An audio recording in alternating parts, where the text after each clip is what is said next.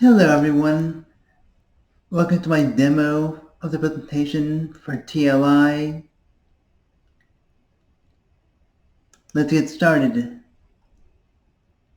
The title of my presentation is Finding Your Inner Value.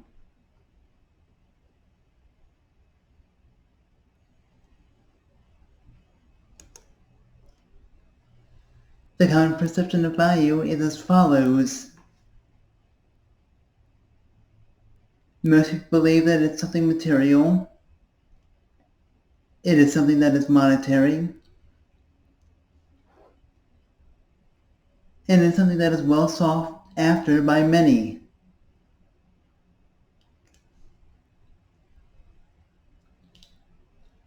What's the value of this thing? What's the value of my car? What's the value of this car? How much money does this cost? How much money does this other thing cost? What's the value of this, that, the other thing? We all get caught up in the external. Oh, value, value, value, value, value. Or it can go the other way. People want everything as cheap as possible. Value meals at McDonald's.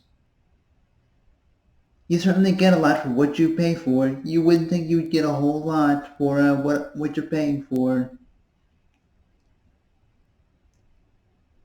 I'm really getting the bang for my buck. There really is value here. As if other things aren't value in their own right. This is what the majority of people believe value to be.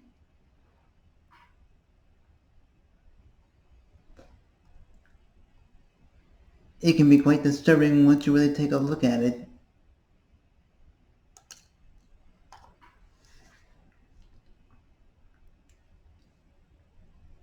And because of the materialization of value, the majority of the people have the belief that once I achieve X, then I will be happy.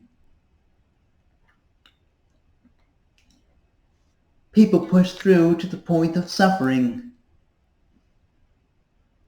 Just a bit more, if I can stop doing this and just focus here, A, B, C, D, once I achieve the result I want, then I'll be happy. Then all my suffering will end. Then the goal is achieved, but guess what? The suffering does not end. Oh man, I did all that work to feel better, to feel happy, and I don't. Where do I go from here?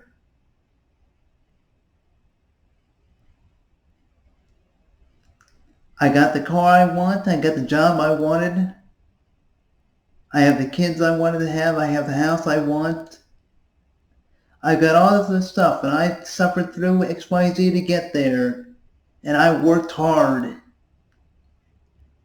Because working hard is the thing to do.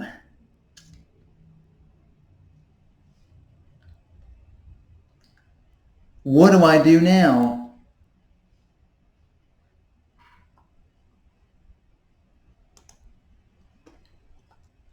The top of the mountain.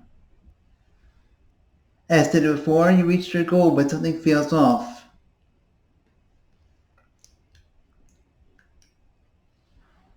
You've already asked where do I go from here, but you think there might be something wrong with you. Oh, I must be messed up in some way. Maybe I should see a therapist about this. Maybe I should see a counselor. Because obviously I have everything, but I don't feel good. And this leads to doing things you really don't need to do. The thing is, there's nothing wrong with you. There's nothing wrong with anybody just because they feel a certain way.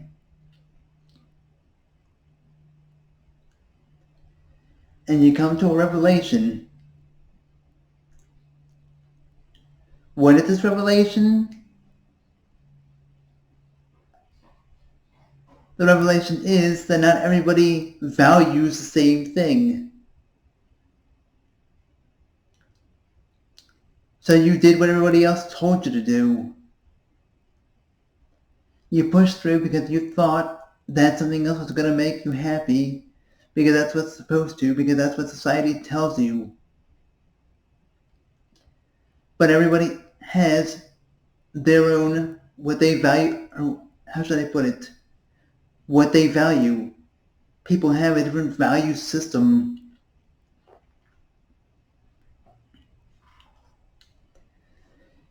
And value also plays into worth.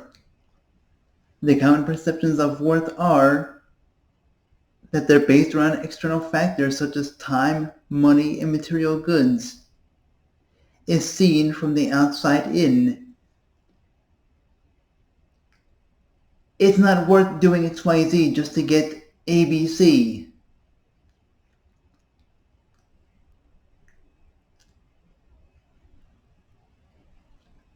And let's get word on how special or rare something seems to be. Oh, this baseball card seems pretty rare, so it must be worth a fortune. You better hang on to that, it'll be worth a lot more in the future when they become rare.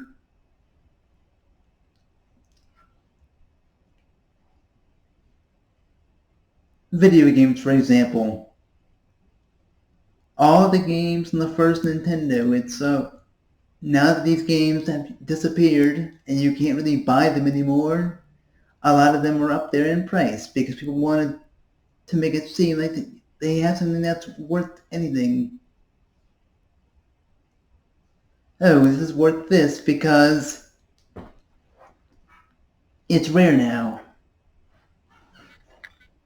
The little Samson cartridge. It's worth $2,000 because it's super rare. They only printed so many, and now you can't find it anywhere. It's not common, so therefore it's worth more.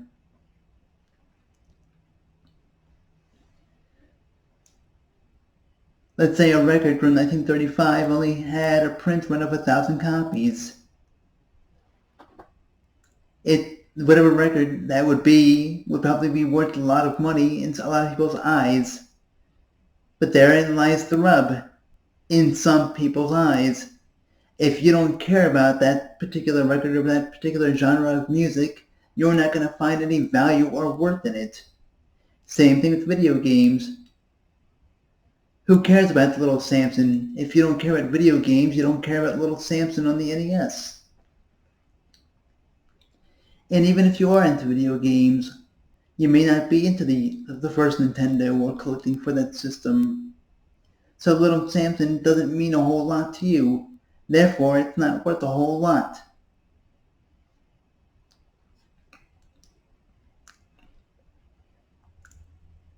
And here's where the truth about value and worth come in.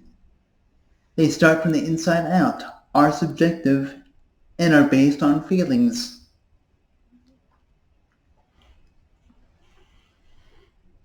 As previously stated, just because one person values something or thinks that something is worth a whole lot, or is worth a whole lot of money, or some other particular thing, it may not have no bearing for another person. It doesn't matter. You've got to put yourself first in what you value before anything else. We try to bring objectivity to value and worth, but it just isn't like that. Everything is subjective, no matter how much we want to be objective about it. Bill Gates is worth whatever billions of dollars.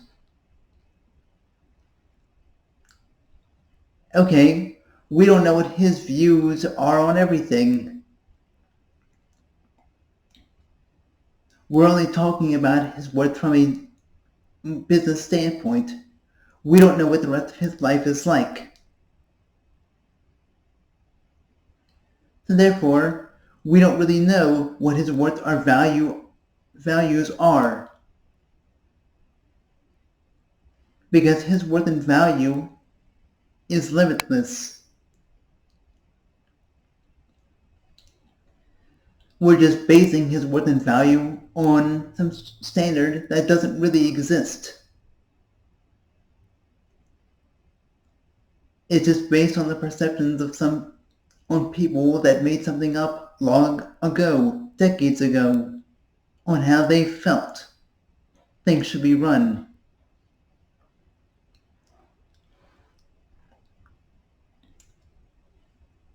What matters the most is you. You are the key to everything. You are the one that decides how to use money. Money doesn't use itself. It's like a wrench. A wrench just sits there in the tool kit or with the tool bench. The person actually has to use the wrench in order for it to be used. They gotta take it out and actually use it towards something. Money's not gonna do anything if it just sits there doing a bunch of nothing. It can't circulate, it can't leave you, it can't come back to you. Because all it's doing is sitting there. You're the one that decides how to use your time. Time is infinite. There's no set time for anything. The time that we keep is man-made time. 3:30 doesn't actually exist. 1:30 doesn't actually exist. Neither does 12:15 or 11:01. 9:32 doesn't either. You decide how to use your time every day. When we make schedules, we're saying, I value this within myself and I value this thing over here enough to allot this much time for it. So the person actually has to use the time.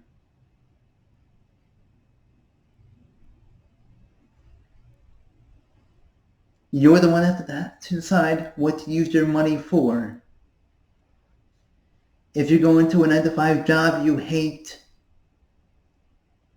you have to get a car, then drive to work, and if your workplace 15 minutes to half an hour away, then you're going to have to use that money for gas to get to that job that you don't like.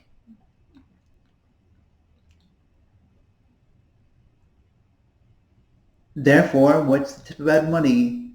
When you use money, you're supposed to use it to where it circulates back to you, and also to what you love as well. When you love yourself more, then money can go a long way, even if it's a small amount. When you're not doing what you love, then it always feels like you never have enough. Then it's going to feel like money just drifting out of your hands. When you're doing what you love, you feel that you'll need less, and you'll feel better about yourself.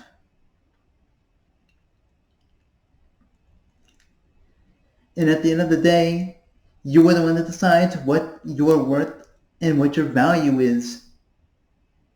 If you're going on an interview for a new job, yes, you can look at websites and figure out what the top third of the pay rate is. But you're the one that signs the contract that says, okay, I'm gonna get paid this much. If you're going on jobs knowing that it's only $7 an hour worth of pay, then you're gonna need to ask yourself, hey, aren't I worth more than this? Even though there's no dollar amount that can be put on my head, more than likely I'm worth more than $7 an hour. Because I value myself enough to take a job that's going to pay more than this is.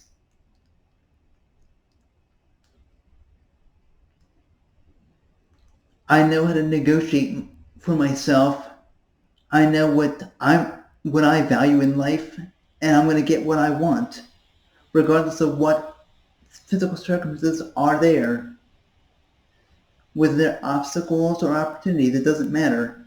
I'm going to make this work regardless of what's going on.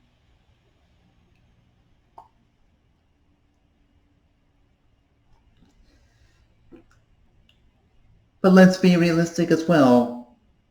Not everything comes super easy all the time, and this is where grit comes into play. Grit is essential for achieving your true goals. It shows you where your true desires lie. Are you doing something because it's your dream, or is it because it's somebody else's? If you're saying statements such as, it's too hard, I can't do it, or it's not worth it, then you don't want it bad enough. It's not what you truly desire. When you truly desire something, it doesn't matter how long it takes. You'll get what you want regardless.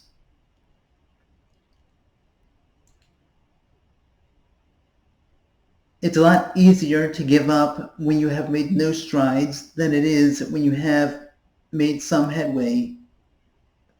For example, it's a lot easier for me to get out of a Silverado than it is for me to get in one. I'm only 5'0", so getting inside of a Silverado can be difficult, especially with no running boards. But it's pretty simple for me to get out of. You just slide right out. But if I'm required to get in a Silverado, then I'm going to push through until I get it. I'll figure out ways to get around whatever obstacles there are.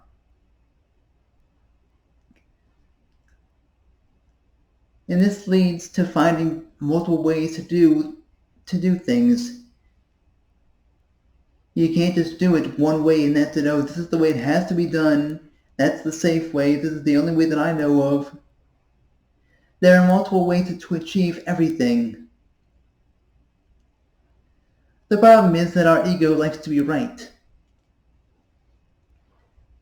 And letting go of the need to be right would take us a long way. We can achieve different things in different ways and still be angry. Oh, I didn't achieve my goal in this way or the way I wanted, therefore I'm still mad even if I got the thing I wanted.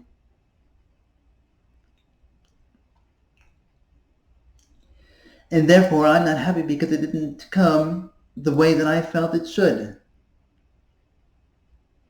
Letting go of the need to be right and be happy that you received the thing you wanted. Trust the process and trust yourself. Things may look differently than you expected.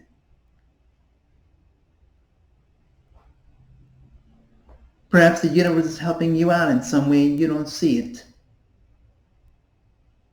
Maybe it's helping you dodge a bullet. You're like, oh, I want this thing.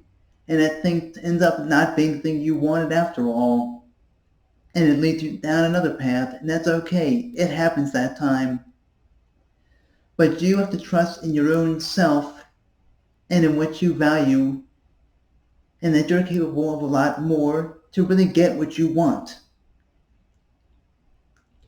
And grit will show you this, because it's a lot easier to put something in a blank space than it is to take something out to put something else in.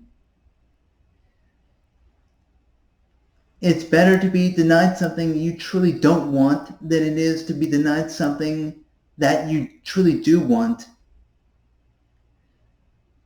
Because if we got every desire we thought we wanted right then and there, we'd have a whole list of things we don't even want. We don't really want anyway. We don't truly want. It's not a part of our true desires.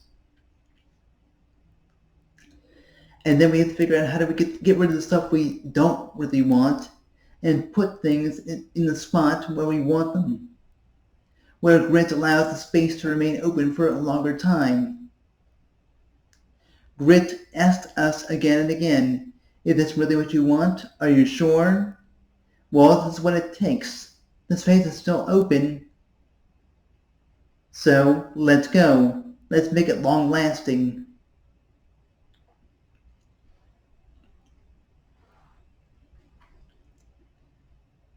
And Grant will really show you who you are as a person and how much trust you have and how much faith you have in yourself.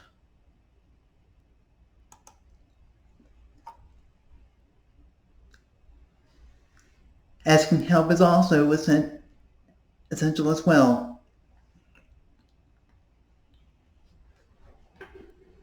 We're not going to have every resource available to us right from the get-go. We need to network and make friends with people that do have certain things, just like they might ask us for help and we have certain things they don't have. But the thing is, many people don't ask for help until they're in dire straits. The first key point is to ask for help before you need it.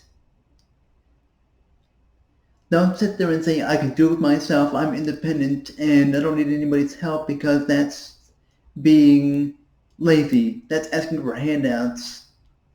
No, it's called asking for help, because people have different resources. They come into different resources all the time. Sometimes it may be required to ask for help. Just because you're asking for help doesn't mean you're a bum.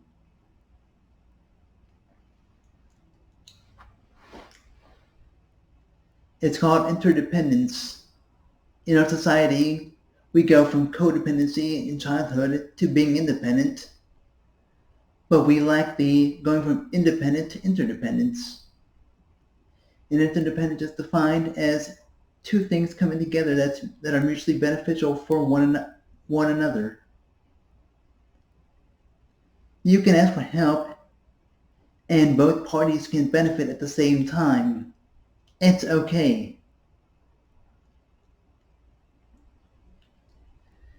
And sometimes you may have tools that you don't know how to use. Microsoft Office, who knows? Oh, I know how to use Excel and Microsoft Word, but I don't know how to use PowerPoint. Where can I get help with this? Can you help me? Maybe I know how to use Facebook, but I don't know how to use Instagram. Well, then I'll find someone who knows how to use it. Ask for help. Come up with a plan inside your head, but also be adaptable to change. And ask for help. Always to continue to learn new things. There's no reason not to learn anything new. When you stop learning, you're putting a limit on what you can accomplish. You're putting a limit on what your knowledge is, on what you're knowledgeable about. As long as you keep learning, then you keep opening up opportunities for yourself. And the more you expand, the more you'll question. The more you question things, the more you'll ask for help. Then it circulates. And people are listening, even if they don't respond right away. Just because you're getting a lack of instant response doesn't mean people aren't hearing you. Maybe they're waiting for you to ask it in the right way. Maybe you're an inspiration to them. They see you online or wherever. I didn't know that person could even do that. I'm totally inspired by what they're doing. And they're asking for help. Man, I need to do more with my life, because I look at this person, even though they're asking for help, they're really inspiring me. You never know the impact you're going to have on other people. Just like me. I'm giving this presentation right here, right now, and I have no idea what impact it will have. People may watch this and think, oh, this isn't that great.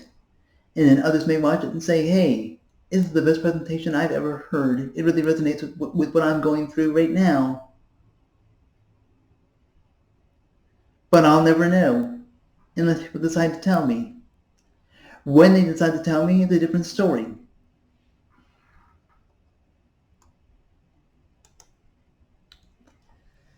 And showing up is the majority of the battle. You always have the choice to gain more opportunities. And the more you show up wherever you are, online as well as offline, then the more opportunities you're going to gain. If I never asked about the opportunity to teach at TLI, I wouldn't have put this presentation together. I wouldn't have gotten this opportunity. If I never would have inquired about Toastmasters or called anybody up about that, I would have never joined a club. You have to show up. And others get to know people that are around consistently. So if I was only around for once every 6 months, people wouldn't know me as well.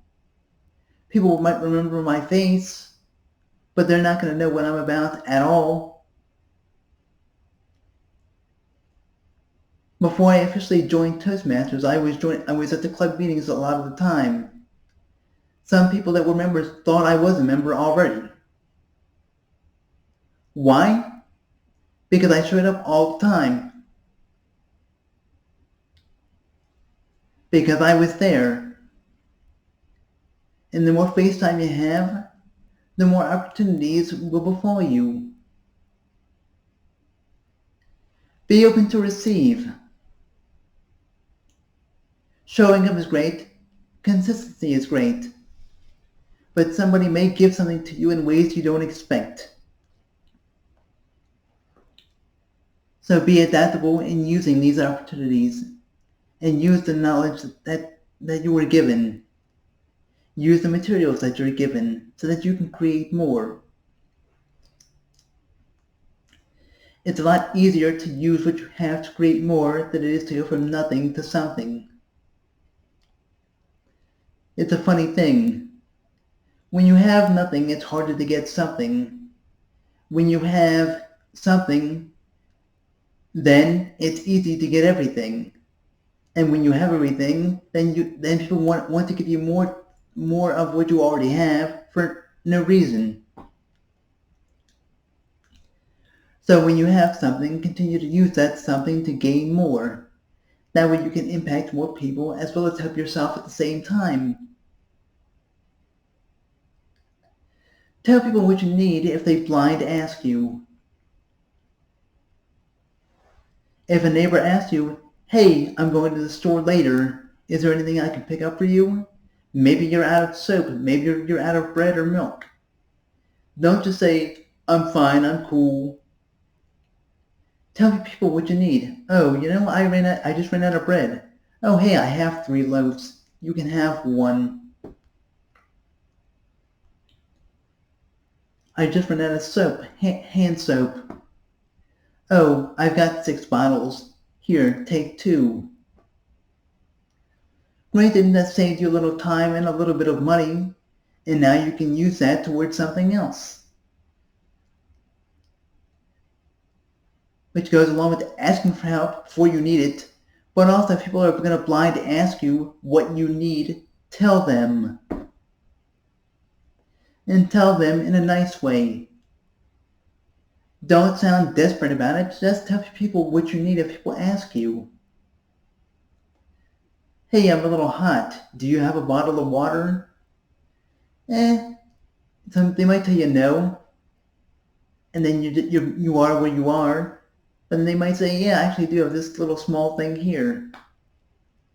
And that may be all you need to make it through.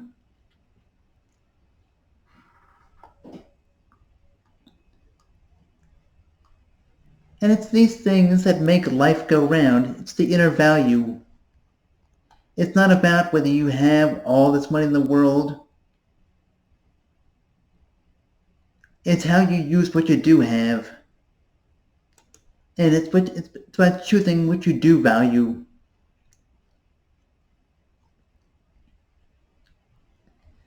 Which brings us to the final thoughts. Find the fun in everything. If you're not having fun, then you're going to struggle one way or another.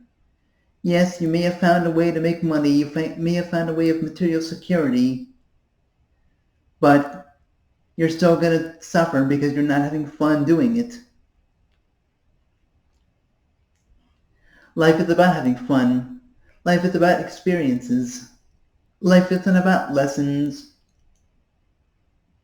Lessons are just something we say to tell ourselves in order to keep pushing forward. But what sounds more like life? Do you want life to be fun? Find the fun so that you can experience things to help to keep pushing forward? Because it's a lot easier to push forward when you're having fun than it is when you're learning a lesson. Be creative. Don't stay stuck. When you're stuck, it's time to take that risk and be creative. Yes, you may fail, but if you already tried everything else, then you have nothing to lose. Keep pushing forward no matter what the cost is. Don't wait until you're in dire straits to move. I've done this several times, more times than I can count. And every time I did it, I've learned the lesson over and over again. Hey, do with what you have, therefore you won't lack. And when you find the fun, then you'll always have plenty.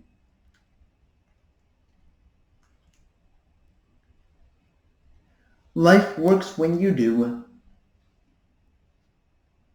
Life changes when you change.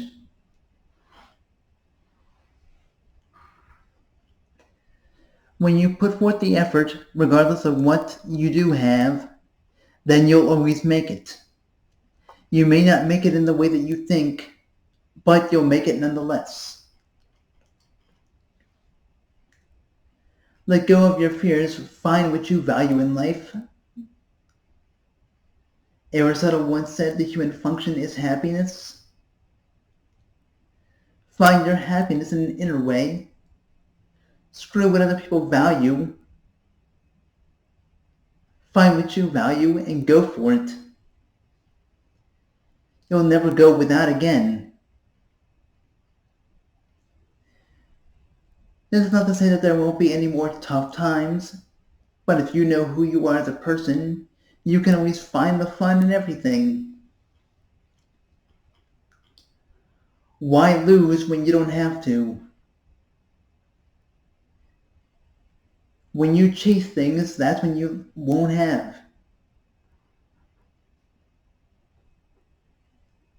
When you chase resources, when you chase connections, when you chase money, like a stray cat, what does the cat do when you chase it? It runs away. But if you're still and you just have your hand out waiting for the cat to come to you, then there's more of a chance for that to happen. If you're still and quiet but persistent, and you let the cat come to you, then you have more of a chance of giving it pets. The same thing with resources. The more patient you are, the more still you are, in that sense, then the more the chance you have to make it work. When you love what you do, you won't feel the need to chase money as much, because you'll always have enough. You'll figure out a way to stretch the money you do have in a natural way, not stretching it out of scarcity, but stretching it because you can. Stretching it because you won't need or feel you need X, Y, Z to make things work. You only need X, or maybe just Y, or maybe X and Y, forget the Z. Because you learned you naturally create Z by doing what you love, so you don't need Z anymore because you already have it.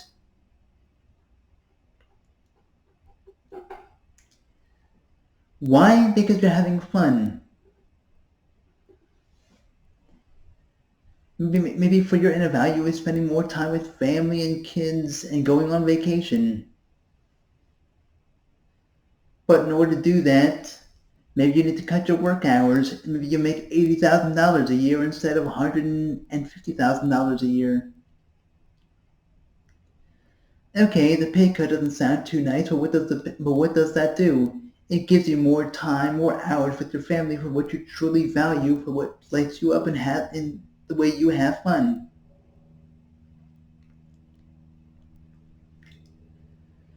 So, who is more successful? Who values himself more? The person who makes $200,000 a year but is working 18 hours a day, who doesn't do anything else but work and never sleeps, or the person who makes $80,000 a year but spends time with his or her family and has time for hobbies and sleeps very well. When you look at parity, person B lives a more fulfilling and values himself to live a more worthy kind of life. Because person B knows what his or her worth is, whereas person A doesn't. Person A is just chasing the objective dream that society says we should have. Because person A has not found his or her own inner value. Because person A maybe gave up once grit showed its ugly head and said, oh, it's safer just to do things this way.